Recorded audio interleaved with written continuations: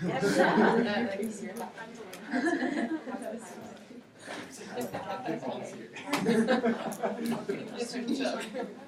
I think the main reason we ended up passing away was because we were like on top of mountains, which took a really long time to get there, and the access to like the trail that we were at was really like limited.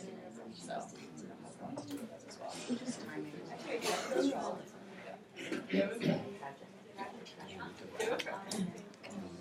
Alrighty, Miss Gabriella, here we go. 100% attention to her. How many of you are planning to be in debt next year? Good. Well, with good money management, I'm sure you won't be. However, I wanted to make sure that I would be okay for next year, so I researched. Are you kidding me? Okay, there you go. How to budget. Budgeting is important in making sure that you don't go into debt, but you still are able to have fun with the money that you do have. And it's important to start to get an idea of how much money you spend and make now, so that next year you won't get into financial trouble.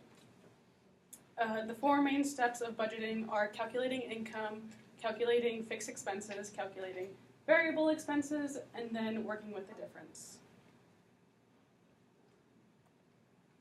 So, first step, calculating income. This is basically just adding up all the money you get from jobs, parental support, and financial aid. You can do this on simple pen and paper, or you can do it on an Excel spreadsheet, so you can automatically calculate how much there is. But it is important to get an accurate basis for how frugal you need to be, so try to make it as accurate as possible.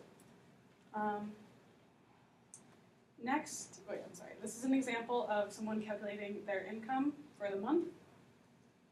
It's just adding up all their money. Next is fixed expenses. The U.S. Department of Education defines fixed expenses as costs that stay about the same each month and are obligations that are non-negotiable. So these are things like rent, phone and internet bills, and tuition.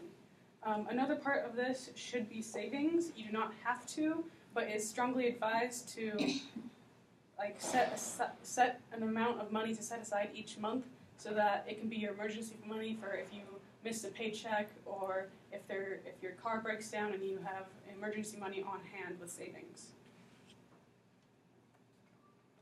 For variable expenses, this is expenses that are not exact every month. They tend to fluctuate.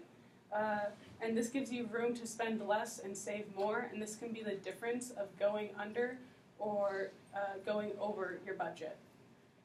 Because while you can't control your rent prices or your water bill every month, you can control, for example,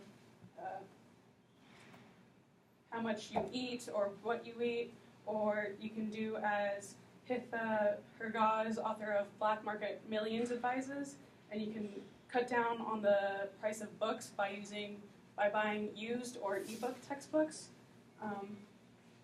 And there's a lot of little